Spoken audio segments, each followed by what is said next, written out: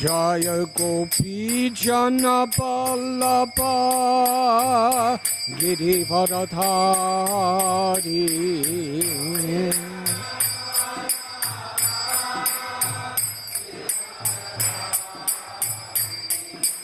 Gopi Jana Vallabha Girivardhari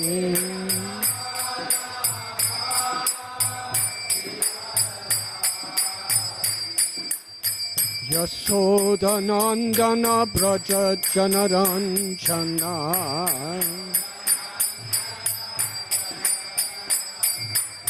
Yasodhanandana Braja Janaranjana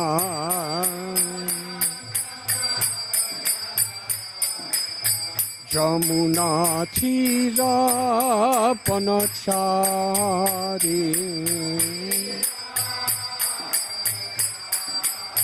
Jamuna Thira Banachari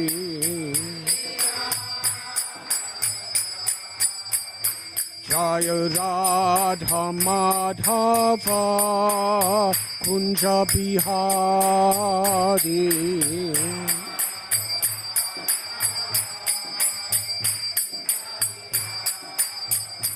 Jaya Radha Madhava Kunja Bihari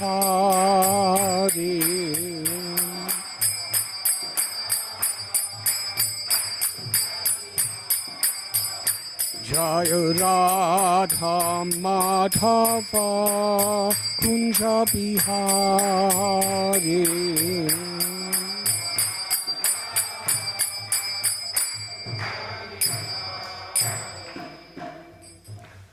Jayom Vishnupad Paramhansa Parivrajakacharsha Asthotarasata Sri Srimad A.C. Bhaktivedanta Swami Srila Prabhupada Ki Jai. ISKCON founder Acharya Srila Prabhupada Ki Jai. Jayom Vishnupad Paramhansa Parivrajakacharsha Asthotarasata Sri Srimad Srila Bhakti Siddhanta Saraswati Thakur Prabhupada Ki Jai. Ananti Koti Vaishnava Brinda Ki Jai. Namacharya Srila Haridas Thakur Ki Jai. Prem Sikaho Sri Krishna Chaitanya Prabhu Nityananda Sri Advaita Gadadhara Shivasati Gauda Bhakta Brinda Ki Jai. Sri Sri Radha Krishna Gopa Gopinath Sham Kund Radha Kund Giri Govardhan Ki Jai. Sri Vrindavan Dham Ki Jai. Sri Navadvip Sri Mayapur Dham Ki Jai. Sri Jagannath Puri Dham Ki Jai. Sri Dwarka Dham Ki Jai. Sri Mathura Dham Ki Jai. Ganga Mai Ki Jai. Yamuna Mai Ki Jai. Bhakti Devi Ki Jai. Tulasi Devi Ki Jai. Samaveda Bhakta Brinda Ki Jai. Sri Sri Rukmini Dwarkadish Ki Jai. Gaud Premanandi. All glories to the assembled devotees. All glories to the assembled devotees. All glories to the assembled devotees. All glories to Sri Guru and Sri Gauranga.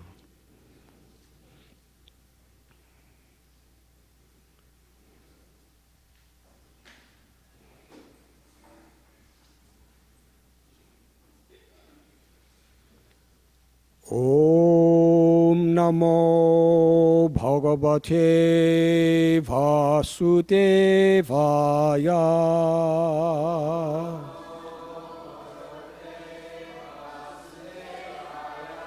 Om Namo Bhagavate Vasudevaya.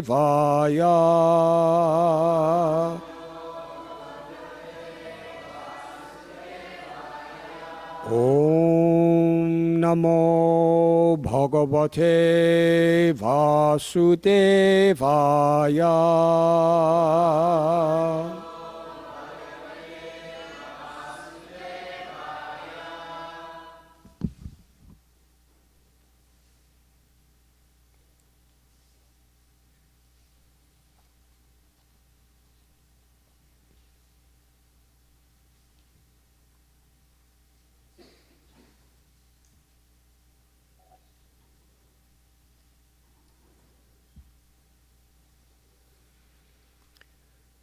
Vishnurmaya Bhagavati Yaya Samohitam Jagat Adishta Prabhunam Sena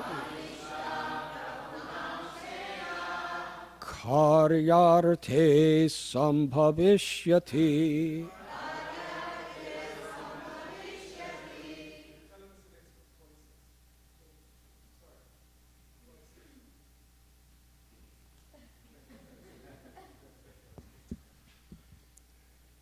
"26.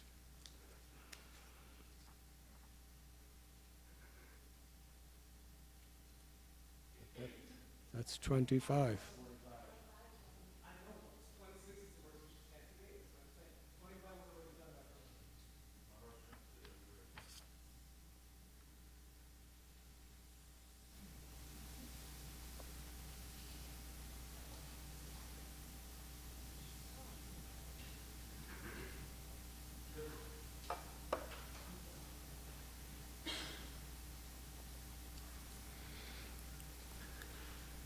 Sri Shuka Uvacha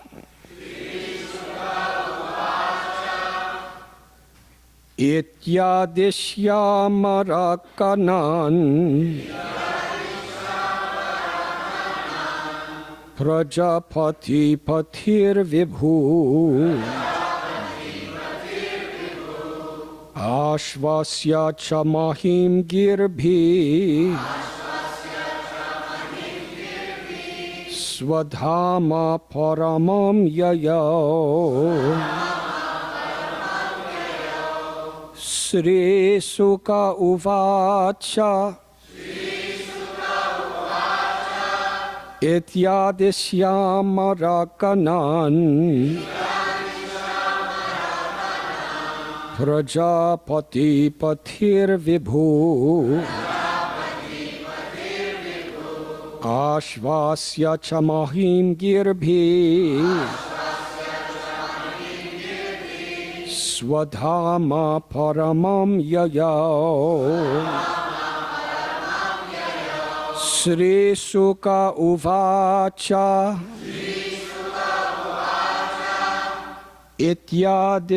Ityadishyamarakanam Prajapati Patir Vibhu Ashvasya Chamahim Girbhi Swadhama Paramam Yayo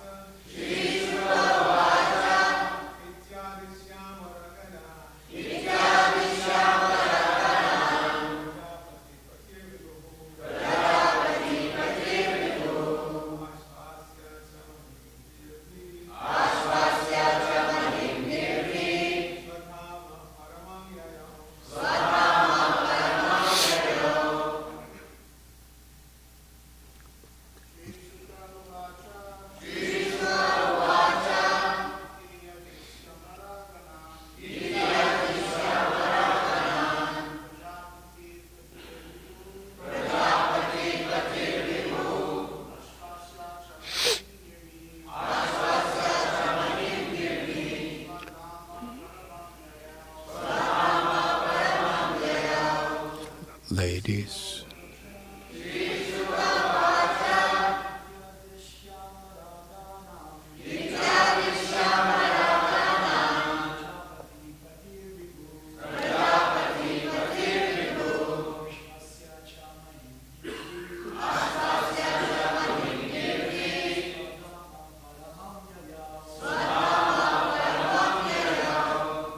Ladies.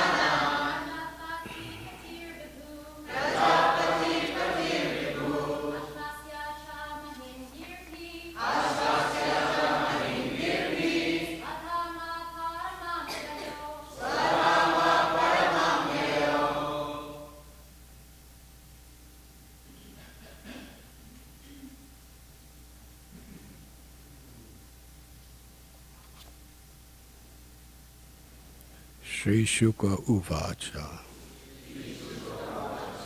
Sri Shukadev Goswami said, Iti, thus, Adishya, after informing, Amaraganan, all the demigods, Prajapati Pati, Lord Brahma, the master of the Prajapatis, Vibhu, all-powerful, Ashvasya, after pacifying, Cha, also, Mahim, Mother Earth, Girbhi, by sweet words, Swadhama, his own planet, known as Brahmaloka,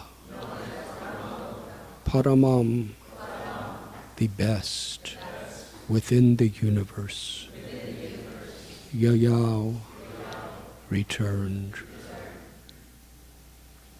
Shukadev Goswami continued, after thus advising the demigods and pacifying Mother Earth, the very powerful Lord Brahma, who is the master of all other Prajapatis and is therefore known as Prajapatipati, returned to his own abode, Brahmaloka.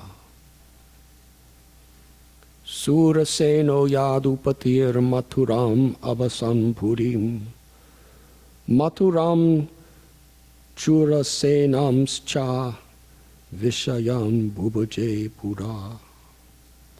Formerly, Shurasena, the chief of the Yadu dynasty, had gone to live in the city of Mathura, where he enjoyed the palaces, the places known as Mathura and Surasena.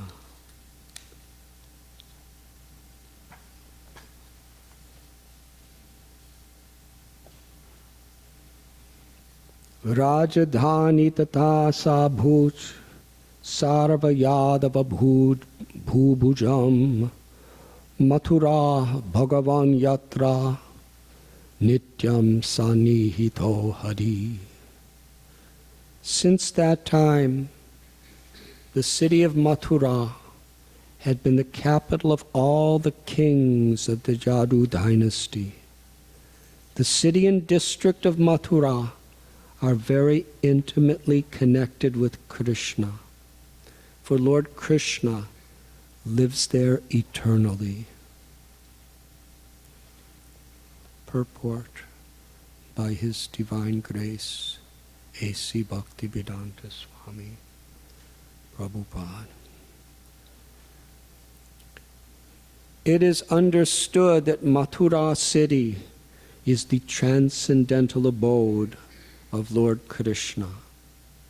It is not an ordinary material city, for it is eternally connected with the Supreme Personality of Godhead.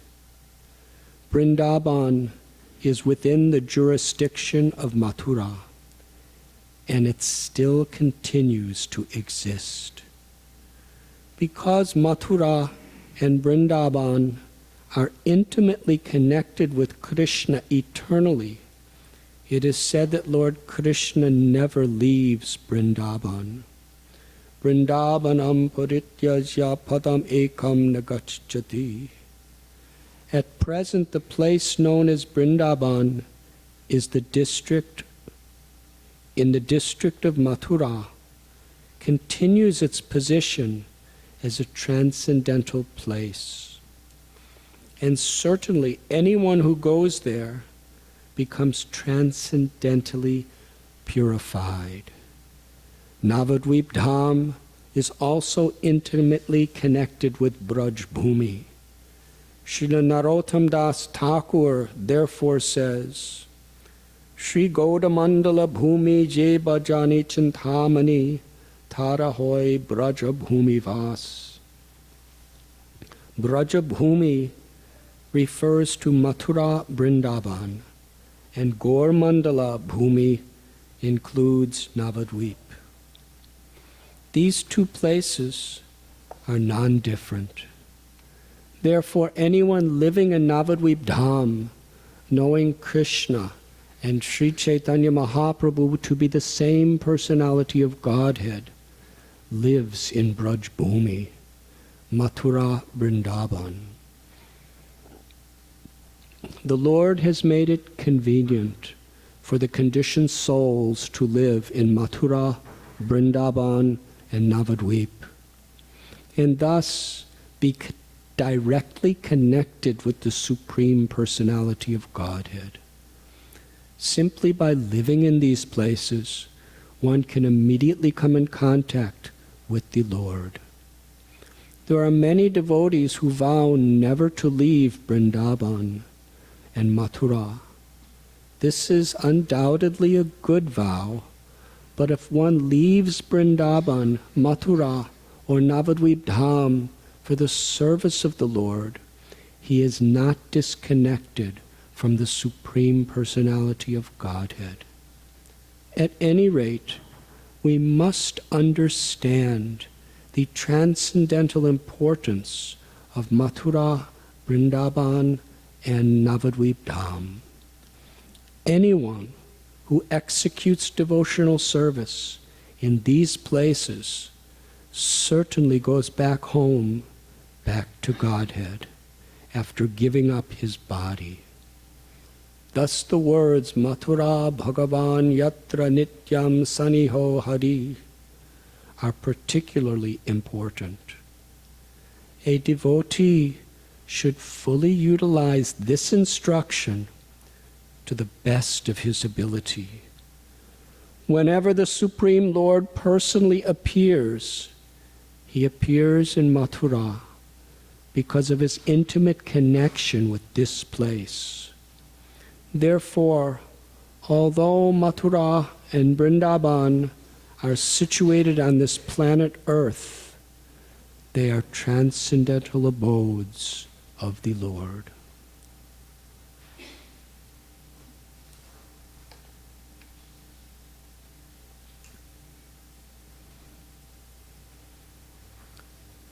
Om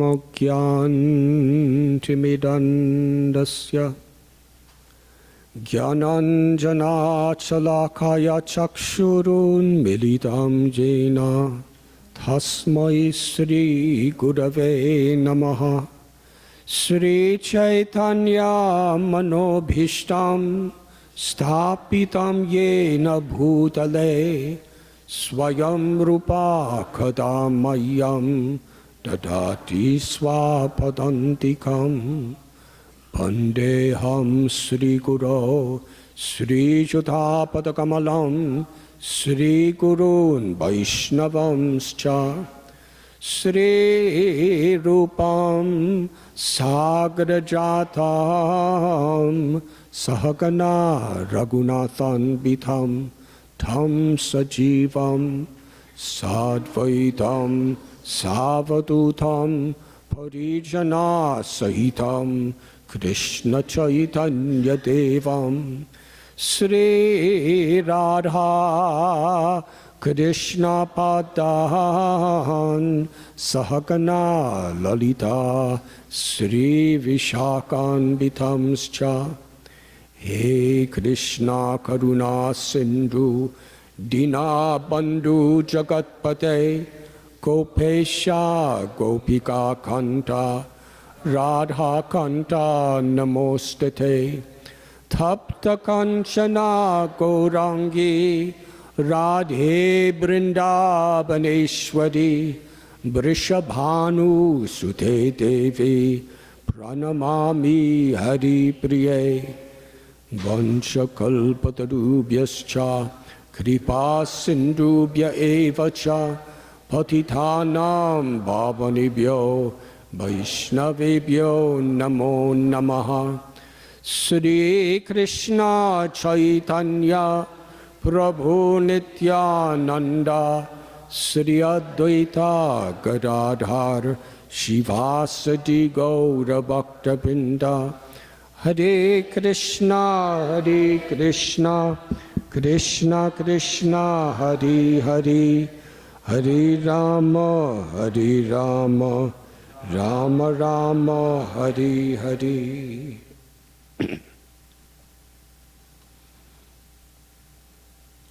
Since that time, the city of Mathura had been the capital of all the kings of the Yadu dynasty.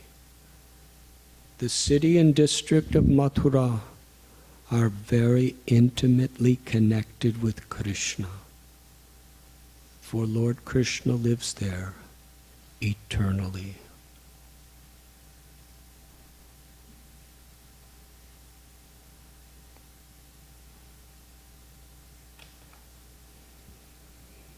These words spoken by Srila Sukadeva Goswami are found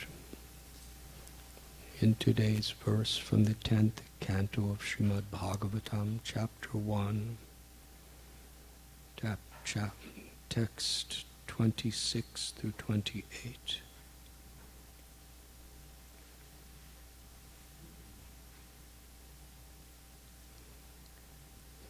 In previous verses it has been explained the plight of Mother Earth.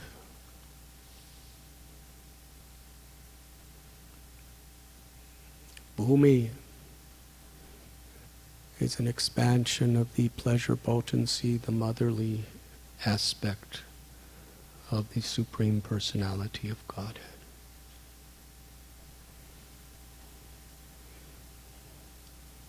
She presides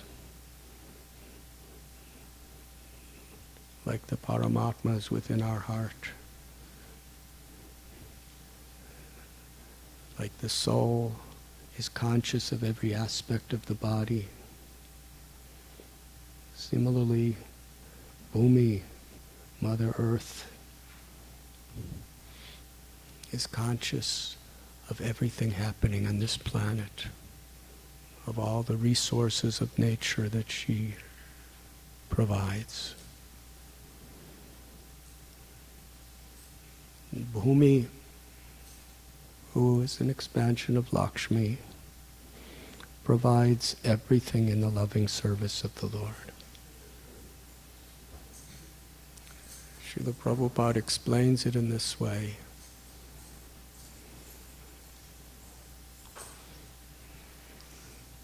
that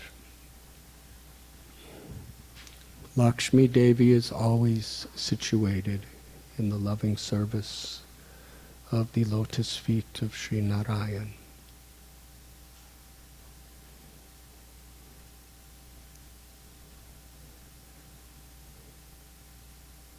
And everything she has created for the loving service of Narayan. Bhoktaram Jagatapasam Sarvaloka Maheshwaram. Everything is Krishna's property. So Bhumi Devi has supplied the air to breathe, the water, the trees, all the fruits and the vegetables and the grains. Literally everything that exists is all created by her for the loving service of Lord Narayan. But at the same time, she expands herself as the external energy of the Lord, or Maya, to allow the living entities within this creation to exert their free will. Because devotion, bhava, or love, is situated on the free will that every soul has. Being part and parcel of Krishna, we have infinitesimal independence.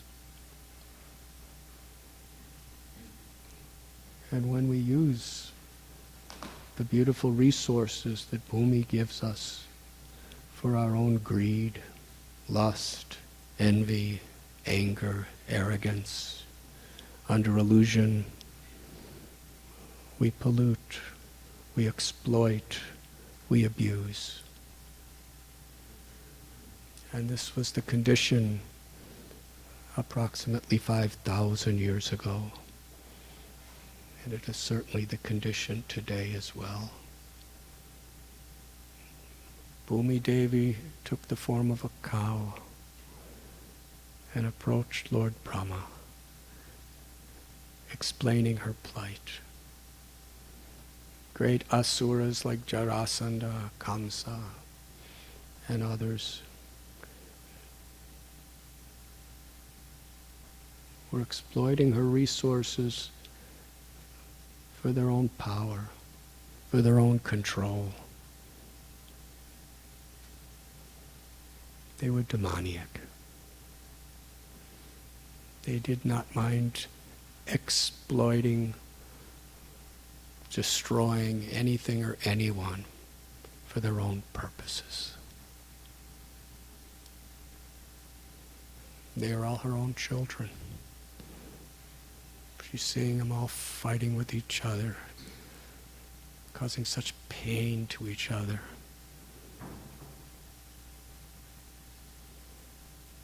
So Lord Brahma, Lord Shiva, the other devas, along with Bhumi, went to the ocean of milk and chanted the Purusha Shukta. Traditional prayers, especially for the purpose of invoking the compassion of the Supreme Lord. And Vishnu spoke into the heart of Brahma that he would incarnate. And that the Devas should also incarnate within the various divisions of the Yadu dynasty.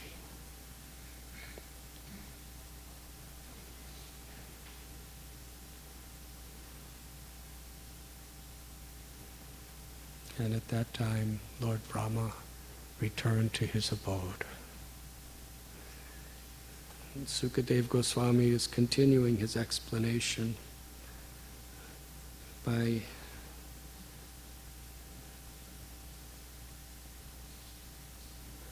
speaking about Surasena.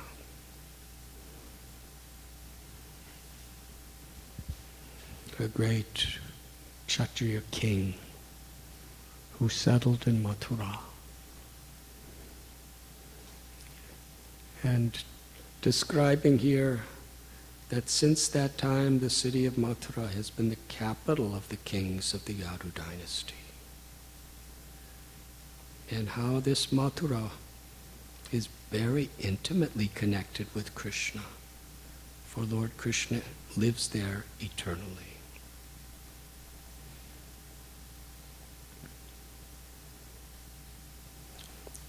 Parikshit Maharaj,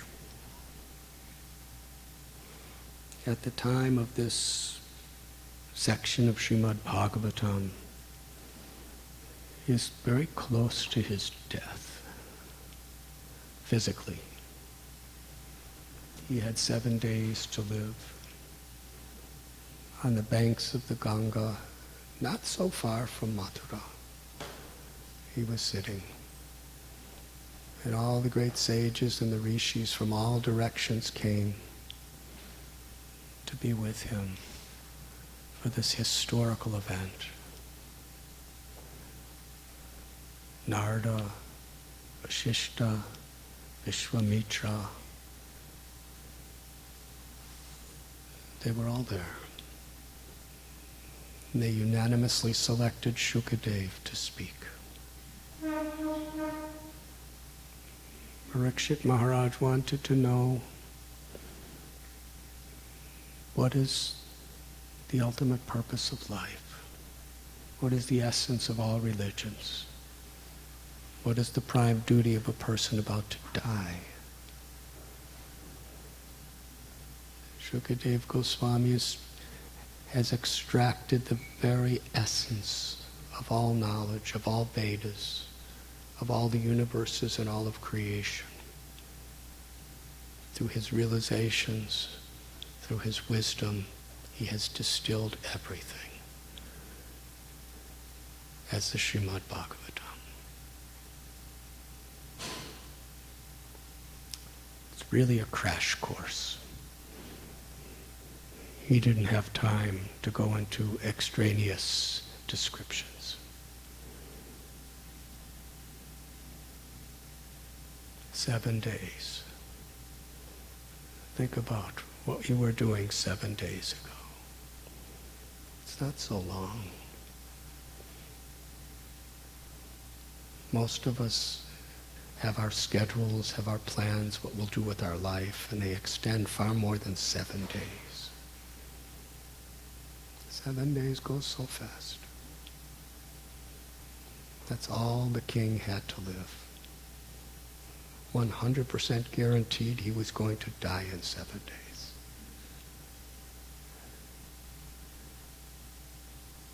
And just going from Hastinapur to Shukatal takes some time just to get there. Under that banyan tree on the banks of the river, he inquired from all the sages. And ultimately Shukadev Goswami spoke. Yesterday evening, His Grace Vavas Prabhu was giving people the opportunity to receive the entire 12 cantos of Srimad Bhagavatam. Such a benediction. I think he was asking a very minimal price of $250. I was listening. And what is that? We should really see everything in its accurate perspective.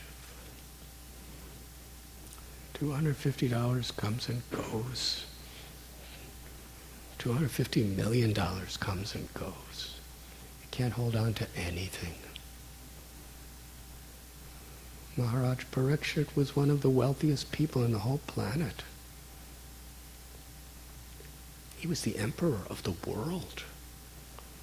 He was far more than a billionaire. He had the best chariots. Yes, we have our Mercedes or BMWs or Fords or whatever we may drive, or Harley Davidsons, I don't know, California, so it's a different kind of place. And we think, oh, so nice car. Can you imagine the emperor of the world, what his chariot looked like? What kind of horses he had driving his chariot? We see the houses that the heads of state live in. The emperor of the world, what his palace was. What kind of food he ate. How much money he had. How many armies. He gave everything up. He gave up eating. He gave up his palace. Gave up his beautiful crown with the precious jewels. He gave up hundreds of billions of dollars of what is considered today to be valuable. For what? To hear Srimad Bhagavatam. That's all. That was more valuable than anything anywhere. It's the crest jewel of all the Vedic literatures.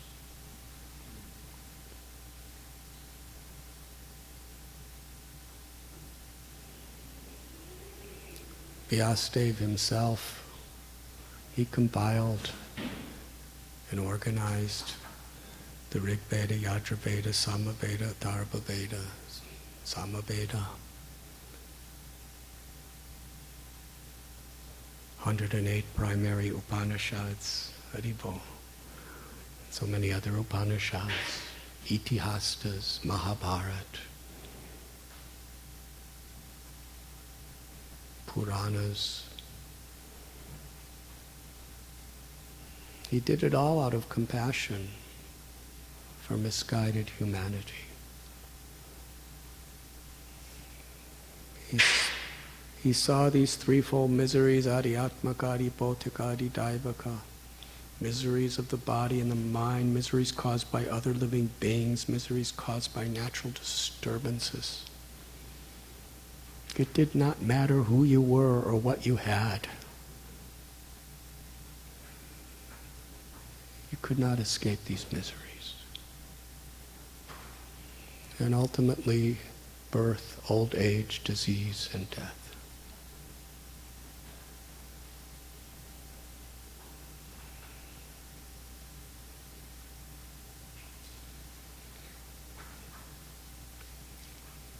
So for the purpose of showing this compassion, to give the highest goal of life to the people of this world, he did all this incredible service with the Vedic literatures. But he wasn't satisfied. He didn't know why. Narada Muni approached him and informed him that you haven't extracted the very essence and exclusively discussed the goal, pure devotional service, and described intimately the pastimes of Lord Sri Krishna, the Supreme Personality of Godhead.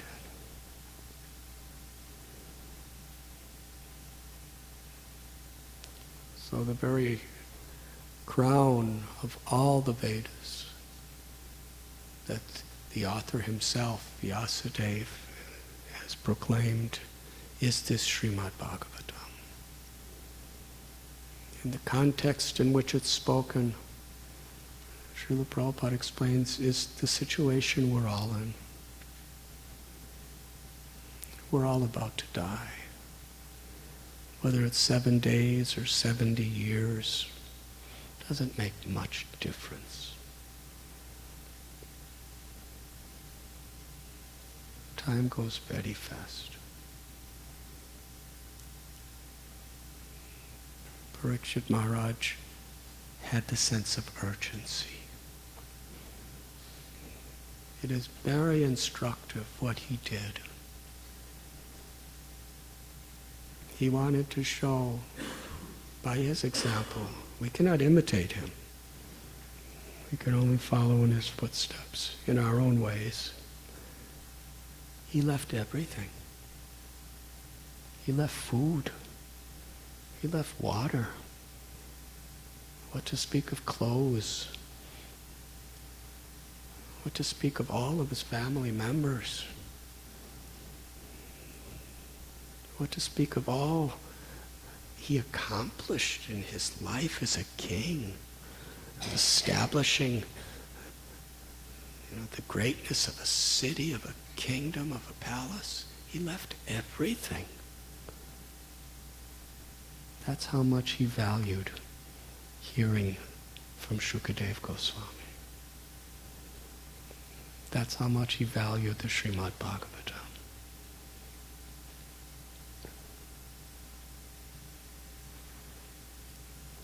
And here, Shukadev Goswami himself in Srimad Bhagavatam is describing how Mathura, Vrindavan, is eternally the home of Krishna. This is a profound understanding. Krishna is about to be born in Mathura. By material standards, this is a very, very incredible idea. Krishna is not yet born in these verses, and he's explaining that Krishna eternally lives in Vrindavan. Eternally means always in the past, always in the present, always in the future.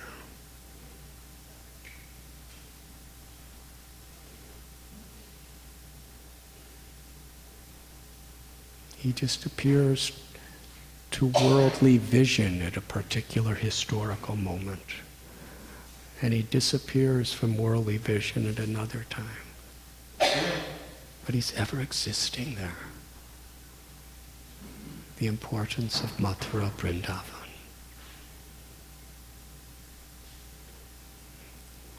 Srila Prabhupada was living in Vrindavan.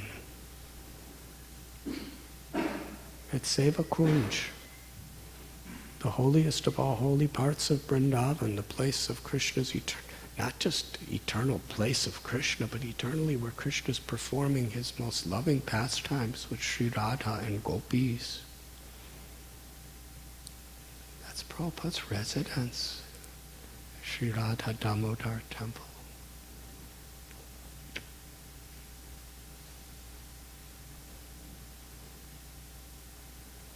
And what did he do there? He spent years translating, studying the commentaries of all the previous great acharyas, and giving his purports to Srimad Bhagavatam.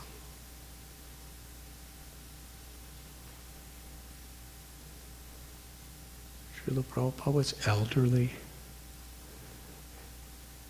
and he understood this divine truth. Sri Chaitanya Mahaprabhu said, Srimad Bhagavatam Amalam Puranam.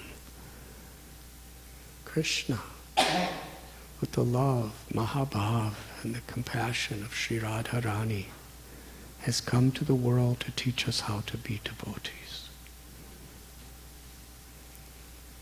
He based all of his teachings on the Srimad Bhagavatam. He called it the spotless Purana. And when he instructed Sanatana Goswami, Rupa Goswami, it was very much on the basis of Srimad Bhagavatam, which culminates in the loving pastimes of Krishna and Sri Radha and the devotees, the Brajvasis.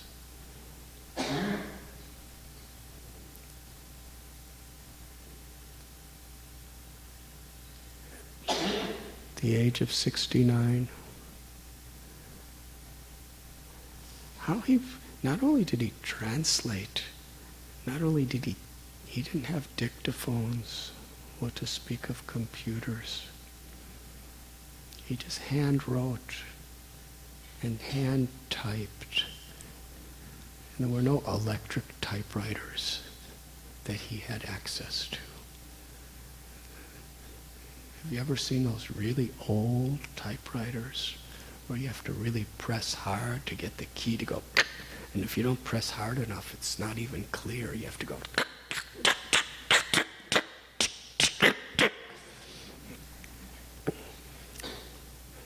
Then every few days you have to change the ink ribbon, which is usually kind of a messy situation. He was sitting in his little room on the floor, studying, meditating, praying. He called his purports his devotional ecstasies. He personally typed with his fingers every letter.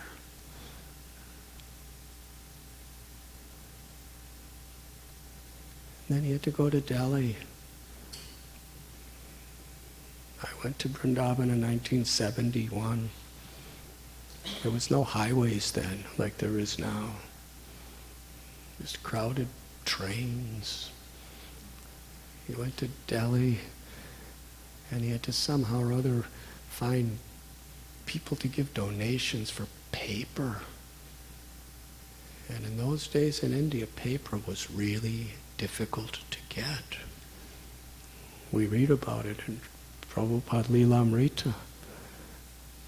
He had to beg influential spiritual people and others to influence government to get permissions for paper.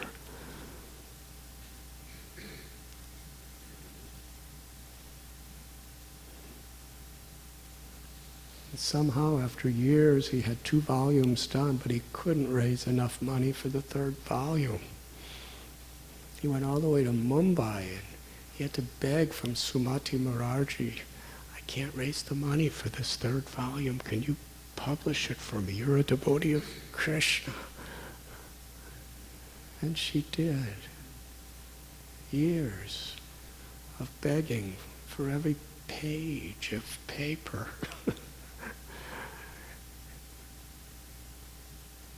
Getting loans and credit from the publishers when he didn't have anything.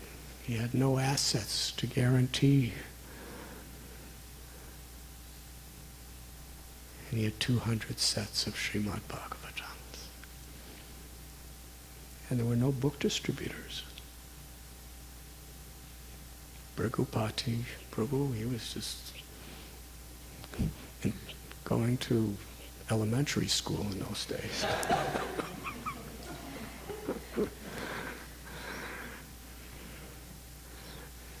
He was the only distributor. How much he valued.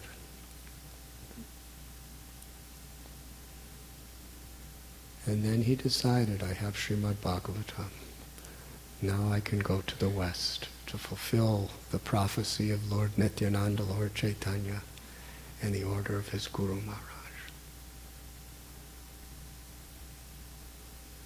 And that whole first canto, almost all of it, was translated right at the place of the Rasa Lila in Sri Vrindavan, Radha Damodar. He left Vrindavan, begged for a little space on a cargo ship to New York City.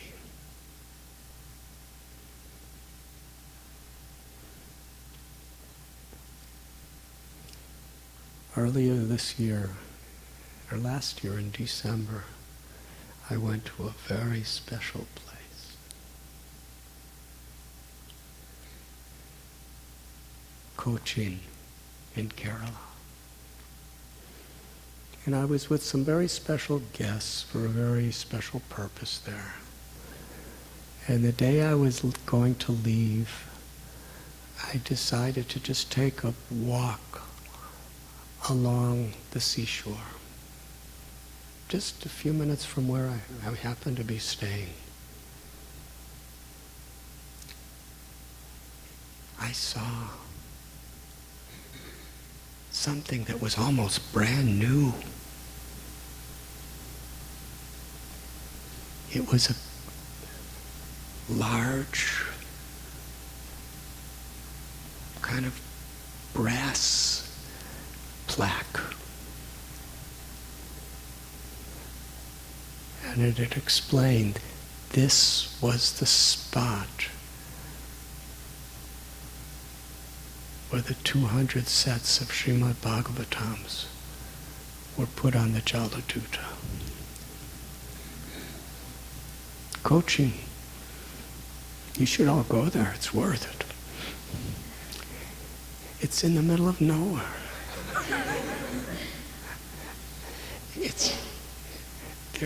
There were these gigantic cargo ships there. And there was a Indian Navy ship where they were having some exercises, where they were doing all their drills. And I'm just walking, and there's that plaque. The devotees from that area just put it there a few months ago. It's beautiful. I have a photo of it. And it describes very briefly the history. That's the very place where the Jaladuta was sitting for a couple days. That's where Srila Prabhupada celebrated Janmashtami in 1965. That's the place where his Vyas Puja,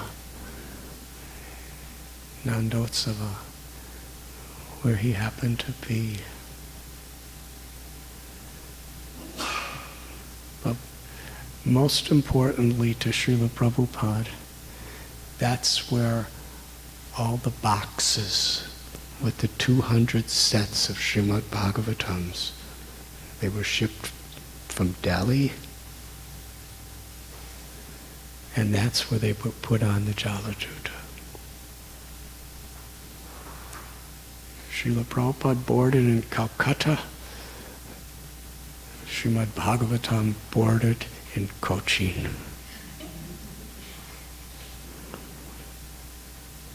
And together they departed. And it was just a few days after that that Srila Prabhupada had his heart attacks and seasickness. And where Krishna revealed that he was the captain of the boat with all his incarnations, taking the boat safely across the sea.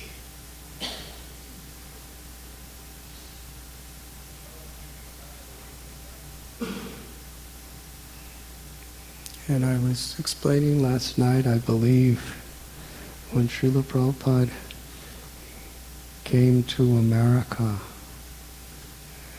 Boston, then New York, he was going to different bookstores to distribute the Srimad Bhagavatam.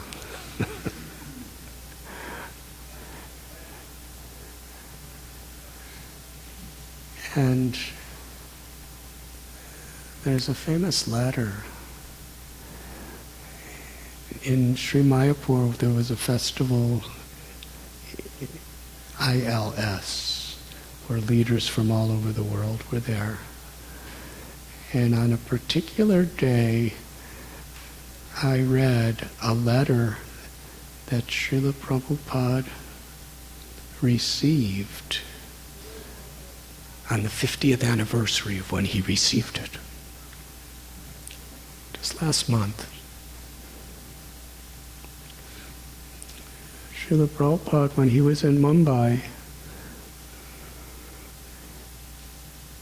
he went to a bookstore, a company, and he met a man who was kind of the regionally in charge and asked him to distribute his Srimad Bhagavatams throughout the Maharashtra state. And the person agreed to do that. And from America, Srila Prabhupada was really struggling. So he asked the person to send whatever money he had, send me in America, whatever money you have gotten from selling the Srimad Bhagavatams. And also Srila Prabhupada asked him, I would like you to expand and be in charge of distribution for the whole of India.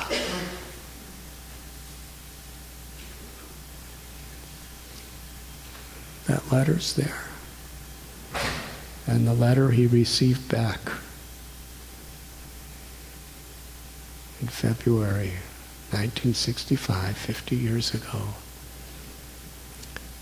He said, these days people are not interested in religious books. We've hardly sold any.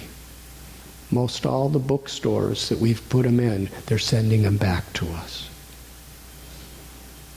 So not only will I not be able to take on the whole country of India, but I will not be able to continue Maharashtra either.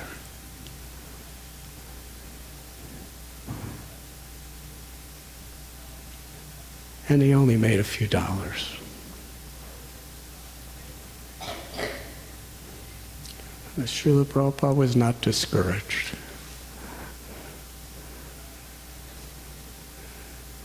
No one was helping him. He was alone. He had nothing. And this was the news he received.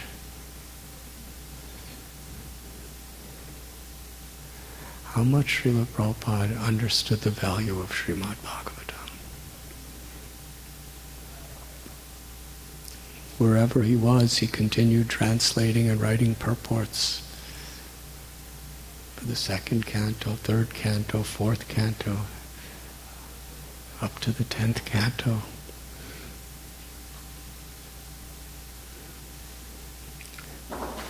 And after giving to whoever, there's a beautiful story where there was a prestigious place, I think the Asia Society. Srila Prabhupada was invited to speak there. And he came in all alone. And he had this box of Srimad Bhagavatams.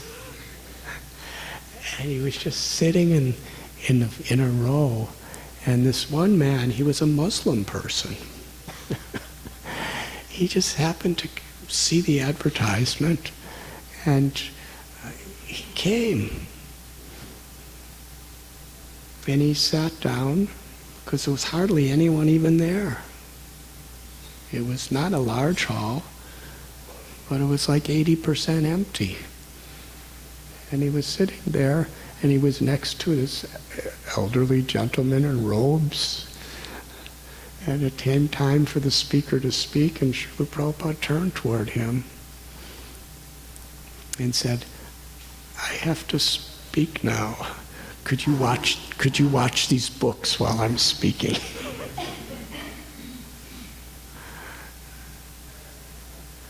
And then Srila Prabhupada gave a wonderful talk, and afterwards he was giving his books. And he asked that Muslim boy, could you help me distribute them? And he did. And then at the end, he asked, can you carry the box back to the taxi? I'm going home.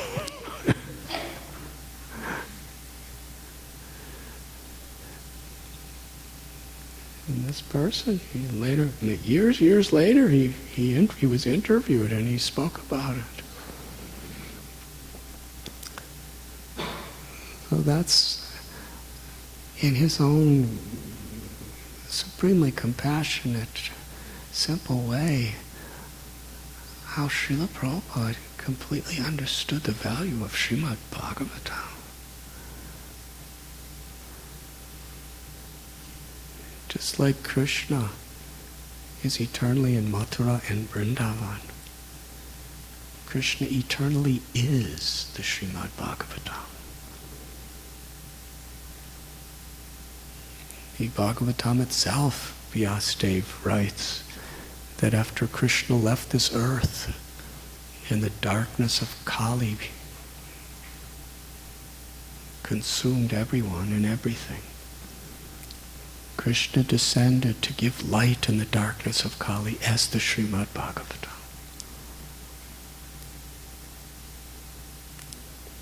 Parikshit Maharaj left an entire kingdom and everything to hear Srimad Bhagavatam. Our great acharyas, they left everything. Sanatana Goswami, he was the prime minister of an entire kingdom. He had such incredible wealth and power and influence. And the Nawab Hussain Shah was very disturbed because he wasn't coming for his work. He sent a message, what's happening? Sanatana Goswami sent a report he was sick. But the Nawab Hussain Shah needed him. So he sent a doctor. The doctor came to the king and said, he's in perfect health. What's he doing? He's studying Srimad Bhagavatam with all of these Brahmins and Pandits. And that's what he was doing. He was just studying Srimad Bhagavatam. He was put in prison for that. So what is the value of this this most beautiful scripture, Srimad Bhagavatam?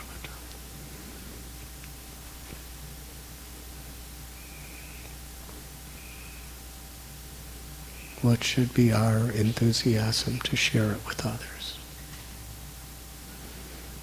But in order to really have that enthusiasm to share it with others, it's really important that we understand its value ourselves.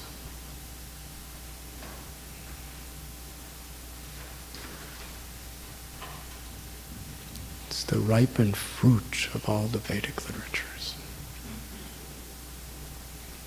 And the more we taste it, if we're really tasting it, the more we will be enthused, determined to share it with others. So I guess what I'm doing now is giving a little purport to Swavas Prabhu's presentation last night.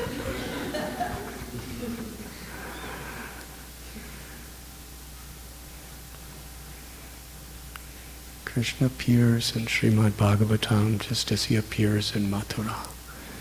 He performs his pastimes in Srimad Bhagavatam just as he performs his pastimes in Vrindavan. Thank you very much.